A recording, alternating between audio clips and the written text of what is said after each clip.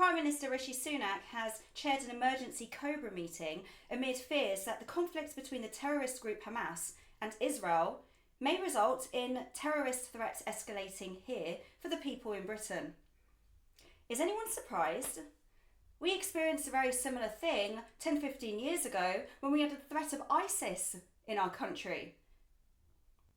This country had the chance back then to stamp out the threat of Islamist extremism for good. It failed to do it. We are now in this situation. And what makes this situation even more horrifying is that if you look at the demonstrations that have taken place the past couple of weeks, we have tens, hundreds of thousands of people marching up and down our country, calling for a ceasefire, calling for Israel to stop their attack on militant Islamists who are out to kill them. We have people in these demonstrations openly anti-Semitic. We have anti-Semitism which has skyrocketed throughout the country. Only a few days later we now find out that our Prime Minister has chaired an emergency COBRA meeting because it appears that the threat of Islamic terrorism is on the rise in Britain because of this conflict. Somehow that conflicts with the police's actions when they have stated that open calls for jihad aren't really anything to worry about. The growing anti-Semitism in this country is a source of great concern. Now, the Community Security Trust, which is a UK Jewish charity, said it has recorded about 800 incidents of anti-Semitism since October the 7th. That's a lot of cases. And you would expect the authorities in this country to stamp this out, to really get tough on this sort of thing. But what we've witnessed from the Metropolitan Police has been nothing short of a grave disappointment. The spokesman for the Israel Defense Forces has claimed that some pro-Palestinian campaigners were thinly veiled Israel haters and Jew haters. I do not think that anyone can dispute this. We have seen evidence with our own eyes. In these protests, we have heard some of the most awful chanting, which is anti-Semitic. We have seen symbols of terrorism on people's clothing. We can see it with our own two eyes. Islamic terrorists attacked innocent people in Israel, and that Israel must fight these extremists in order to survive. And this is the point about ceasefire, because if this country were to support that, what we would be doing is sending a message to Islamic terrorists everywhere that we have capitulated to terrorism. It's sending the message to Islamic terrorists that we are giving them the green light to harm whoever they wish. Now, all these demonstrators, all these protesters, of course, nobody is saying for 1 second that they are all supporters of Hamas. But while they might not be supporting terrorists, they are, knowingly or not, supporting the destruction of entire state. Because if Israel were to lay down their arms, that would be the end of them.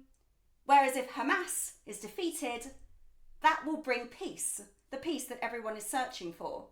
Now, there is a lot of debate about this. There's a lot of misinformation about this as well. But it is indisputable one particular fact, that Hamas are a terrorist organisation, that they attacked and killed innocent people, and that Israel must fight for its survival and its existence. I am personally shocked that there are so many people in this country who appear to be inadvertently supporting terrorists. When we see the BBC and when we see our mainstream media, who won't even call them terrorists, who are fanning the flames against Israel. This conflict is about one thing. This is about a terrorist organisation called Hamas who attacked innocent Israelis, butchered them and kidnapped more. This is what this is about. We have demonstrations on our streets calling for a ceasefire, and I wonder how many of them understand the repercussions if a ceasefire were to actually occur, and how it would be giving in to terrorists, how it would mean the destruction of an entire state. Now, in our country, as far as I'm concerned, the government should have stamped out these protests from the start. They should have put a firm hand on this from the very beginning, but they didn't.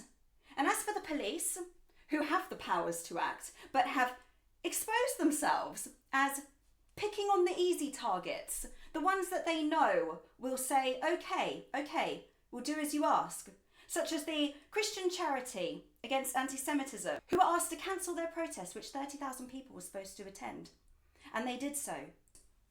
and we had all these pro-Palestinian marchers in our capital city and watching the most atrocious actions, disrespecting our war memorials, anti-Semitism. What these protests are doing is not going to result in a ceasefire, because this country will always support Israel. What it has done is it has exposed to the wider British public, and that's the majority of us, how many people there are in this country who openly disrespect this country and who have anti-Semitic beliefs. That is what this has done. And it has come during Remembrance Month, the time when we should be honouring those who fought and died so that we can have freedom today. And what are we seeing? We are seeing these people abusing the freedoms that our forefathers fought for, openly and brazenly, no real authority for them to respect or fear. That's what's happening today. That's the state of Britain today. Now, our fathers, grandfathers, great-grandfathers, our grandparents, they didn't fight in 2 world wars just to see this happening on our streets and in our country. It's time for the people of this country to step up, do something about it, and demand that our authorities take the appropriate action, not only to stamp out anti-Semitism in this country, but to ensure that this country is given the respect that it deserves. Have you got what it takes to be a reasoned presenter? Well, send us a short clip of yourself to join@reasoned.uk and we might be seeing you on this very channel very soon indeed.